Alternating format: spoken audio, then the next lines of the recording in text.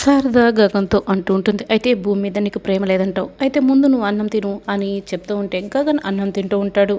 ఇక భూమి ఒక చోట కూర్చొని బాధపడుతూ ఉంటుంది. అప్పుడే రౌడీలు కత్తి తీసుకొని వస్తారు. భూమిని పొడవపోతూ ఉంటారు. భూమి అక్కడి నుంచి పరుగులు పెడుతూ రోడ్డంబడి పరుగులు పెడుతూ పారిపోతూ ఉంటుంది. ఇక ఒక చోటకు వెళ్ళి చాలా అలసిపోయి అమ్మ వాళ్ళు నన్ను చంపాలని చూస్తున్నారు, నన్ను కాపాడండమ్మా, నన్ను కాపాడండమ్మా అని అక్కడ ఉన్న వాళ్ళని ఇక అడుగుతూ ఉంటుంది. అప్పుడే ఒక నలుగురు ఆడవాళ్ళు భూమికి అడ్డుగా నిల్చుంటారు. ఏరా అమ్మాయిని నువ్వు చంపాలనుకుంటున్నావా? అసలు మీకేం పోయే కాలం వచ్చిందిరా? ఆడపిల్లని చంపుతుంటే మేం చూస్తూ ఊరుకుంటామనుకుంటున్నారా అని వాళ్ళు చీర కొంగులు బిగిస్తారు. రౌడీల్ని బాగా బెదిరిస్తూ ఉంటారు. ఏంటి మీరు పేపర్లు న్యూస్ పేపర్లు ఏవి కూడా చదవరా? ఆమె ఏం చేస్తుందో తెలుసా? ది గ్రేట్ శరత్చంద్ర గారిని చంపాలని చూసింది. ఆయన ఎన్నో కుటుంబాలను నిలబెట్టాడు. అటువంటి ఆయన్ని చంపిన ఈవిడ్ని మనం చంపాలా లేదా అని ఆ రౌడీలు కత్తి పట్టుకొని చెప్తూ ఉంటారు. ఏంటి శరత్చంద్ర గారిని చంపాలని చూసిందా? అయితే దీన్ని అస్సలు వదిలిపెట్టకూడదు, చంపేయండి అని ఆడవాళ్ళు అంటారు. అమ్మ నేను చంపలేదమ్మా, నన్ను కాపాడండమ్మా అని భూమి వేడుకుంటూ బతిమలాడుతూ ఉంటుంది. వాళ్ళైతే పర్మిషన్ ఇస్తుంది. ఇక రౌడీలు అయితే కత్తి తీసుకొని భూమి మీదకి వస్తూ ఉంటారు. ఇక రౌడీ భూమిపై కత్తి వేటు వేస్తూ ఉండటంతో కారుపై ఉన్న భూమిని కాపాడడానికి వెంటనే కారుని గగన్ తోస్తాడు. వెంటనే భూమి కింద పడిపోతూ ఉంటుంది. భూమిని కింద పడకుండా గగన్ గట్టిగా పట్టుకుంటాడు. గగన్ భూమి ఇద్దరు కూడా కళ్ళలో కళ్ళు పెట్టుకుని చాలా ప్రేమగా చూస్తూ ఉంటారు. గగన్ అయితే తేరుకొని భూమిని పక్కకు నిలబెడతాడు.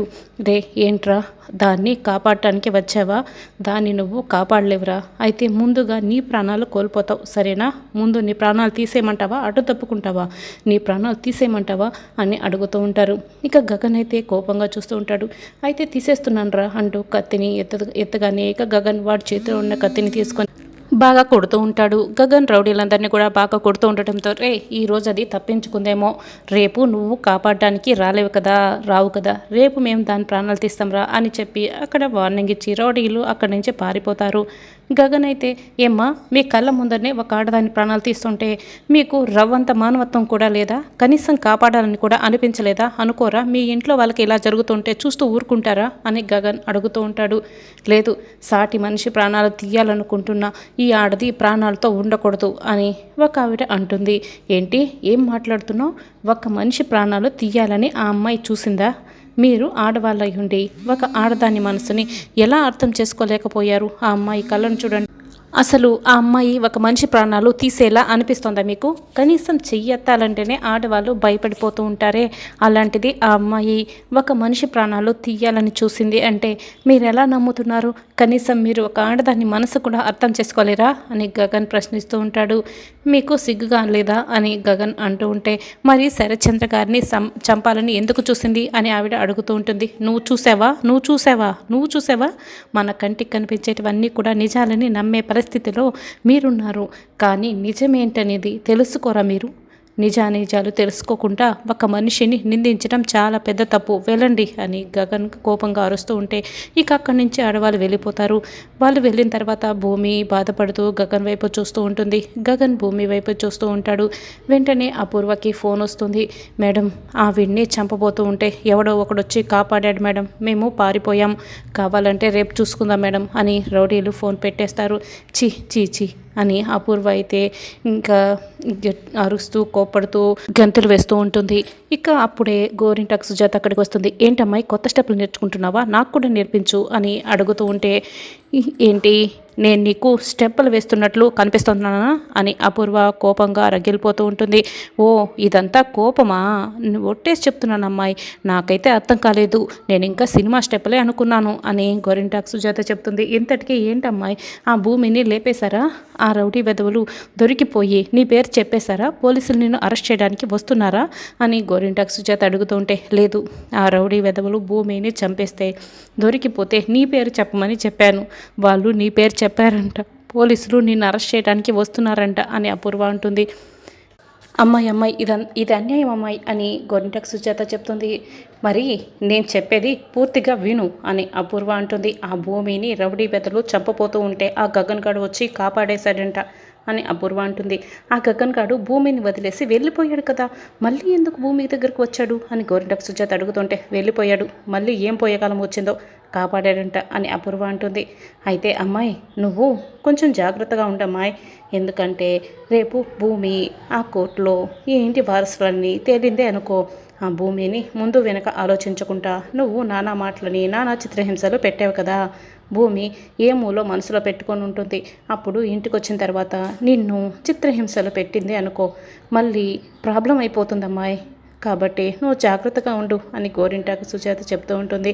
పిచ్చి పిన్ని, ఆ భూమి అసలు ఇంటికి వారసురాలుగా వస్తే కదా DNA టెస్ట్లో నేను రిపోర్ట్స్ని మార్చేస్తాను.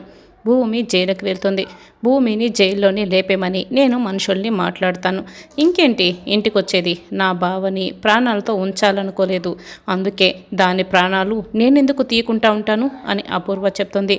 అయినా భూమి వాళ్ళ నాన్న శరత్చంద్ర అని నమ్ముతోంది. తన నాన్నని భూమి ఎందుకు చంపుకుంటుంది? నాకు తెలిసి ఆ శరత్చంద్రని ఇంకెవరో చంపడానికి ట్రై చేసుంటారనిపిస్తుంది.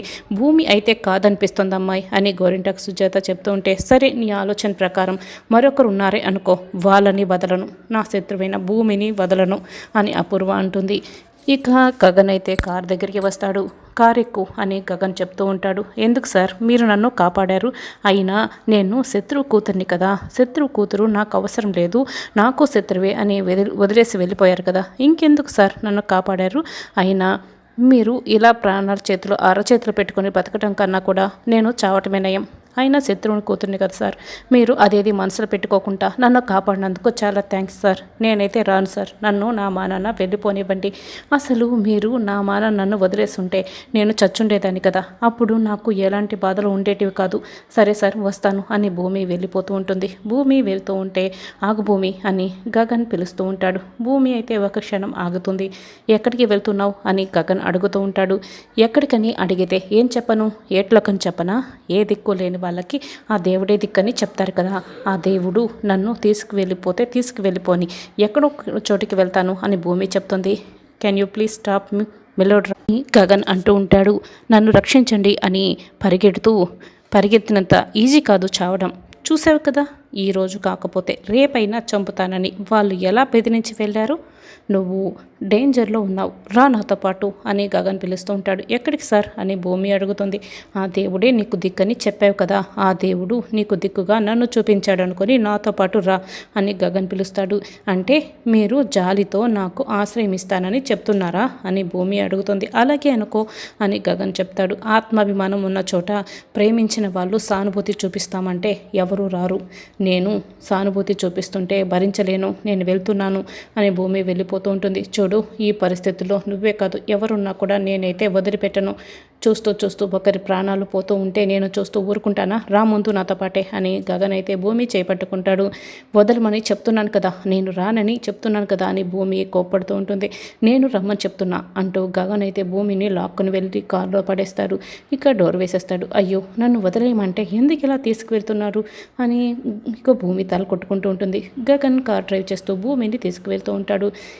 ఇక వంశీ దీప దగ్గరికి వస్తాడు. ఏంటి దీప, ఎందుకు రమ్మని చెప్పావు, నేను పెళ్లి చేసుకున్న తర్వాత మారిపోయాను, ఇప్పుడు నాకు ఇందుయే నా ప్రాణం, కాబట్టి నన్ను వదిలేసేయి అని చెప్తూ ఉంటే, మరి నా కడుపులో బిడ్డ ఏమైపోవాలి వంశీ అని దీప బ్లాక్మెయిల్ చేస్తుంది. అబార్షన్ చేయించుకో అని, కావాలంటే దానికి కావాల్సిన డబ్బులు నేను ఇస్తాను అని వంశీ అంటే, సరే ఇచ్చేసేయి అని దీప అంటుంది. ఎంత, అబార్షన్కి 5,000 అవుతుంది అంతే కదా అని, ఇస్తానులే అని వంశీ చెప్తాడు. 5 పక్కన 3 సున్నాలు పెడితే 5,000, ఇంకో 3 సున్నాలు పెడితే 50 లక్షలు అవుతుంది, ఇచ్చేసి వంశీ 50 లక్షలు ఇచ్చేసేయి అని దీప అంటుంది. ఏంటి 50 లక్షల, నా దగ్గర అంత డబ్బు లేదు, నేను ఇవ్వను అని వంశీ అంటాడు. అయితే న్యూస్లో నువ్వు ఉంటావు, నువ్వు ఆ రోజు నైట్ నాతో మాట్లాడడం, శరత్చంద్ర గారు నిన్ను కాలుతో కొట్టడం, నువ్వు ఆయన కాళ్ళు పట్టుకోవడం, ఇక శరత్చంద్ర గారు గెస్ట్ హౌస్కి వెళ్తే నువ్వు అక్కడికి గెస్ట్ హౌస్కి వెళ్ళడం, నువ్వు మిగతా చేయటం నేను మొత్తం కూడా చూశాను. పాపం అనవసరంగా భూమి ఈ కేసులో ఇరుక్కుంది, నేను వెళ్ళి నిజాలు చెప్తాను, ఆ న్యూస్లో నువ్వు నిలబడతావు, 50 లక్షలు ఇస్తావా, న్యూస్లో నిలబెడతావా అని దీప చెప్తూ బెదిరిస్తూ ఉండటంతో, అయ్యో నువ్వు ఈ నిజాలన్నీ ఎవరికి చెప్పకు, సరే నాకు 50 లక్షలు ఇవ్వడానికి 1 వారం రోజులు సమయం కావాలి అని చెప్తూ ఉంటే, సరే వారం రోజులు సమయం తీసుకో, నేను వస్తాను అని దీప అంటుంది. అయితే నువ్వు ఎక్కడ కూడా ఈ విషయం బయట చెప్పకూడదు, తప్పదు అని వంశీ అంటాడు.